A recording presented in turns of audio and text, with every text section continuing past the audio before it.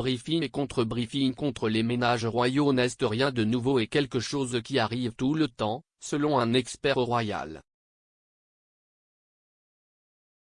Des allégations ont été faites dans le nouveau documentaire de la BBC, The Prince and the Press, selon lesquelles des histoires négatives concernant Meghan Markle et le prince Harry étaient divulguées par d'autres ménages royaux.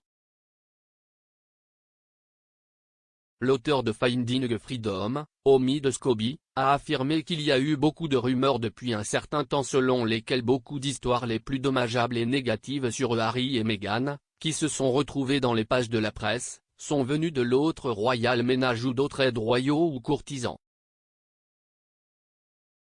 Il a ajouté, d'après ma propre expérience, si est vrai. Les experts royaux Richard Eden et Richard Kay ont parlé à l'hôte Joel Vine sur Palace Confidential. Madame Elvin a déclaré, vous avez dit dans votre article que cette bataille familière n'est pas nouvelle même si elle a été présentée de cette manière. M. Kay a ajouté, oui, il y a une sorte de naïveté. Amol Rajan, qui est le présentateur de ce programme pour la BBC, a en quelque sorte pris les choses comme si le monde avait commencé lorsqu'il a décidé que son film commençait, ce qu'il envisage de 2012 à 2018.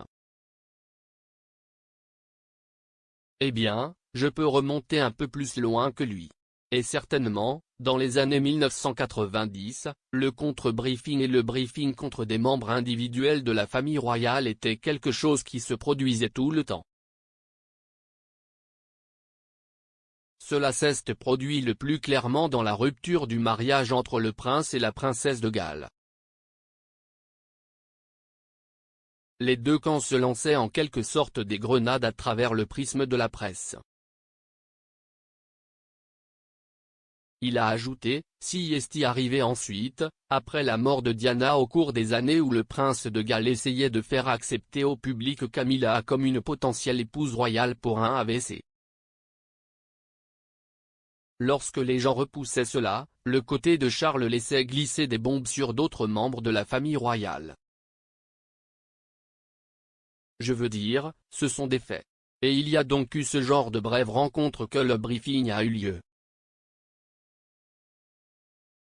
Madame Elvin a ajouté, je n'étais pas une journaliste royale dans les années 90 et je m'en souviens. Le prince Charles et la princesse Diana se sont notamment engagés dans une âpre bataille publique dans les médias alors qu'ils vivaient la rupture de leur mariage. La querelle entre les deux membres de la famille royale est devenue si amère qu'elle a été surnommée la guerre des Windsor alors que les deux hommes ont échangé des coups dans la presse.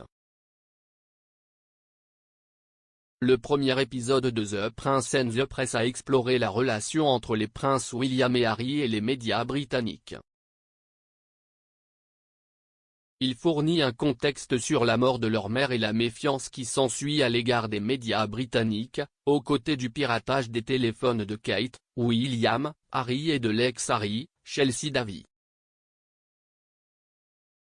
Le documentaire détaillait également certaines des tactiques impitoyables utilisées par les journalistes pour obtenir des informations sur les princes et leurs amis. La deuxième partie de l'émission sera diffusée à 21 h le lundi 29 novembre sur BBC 2.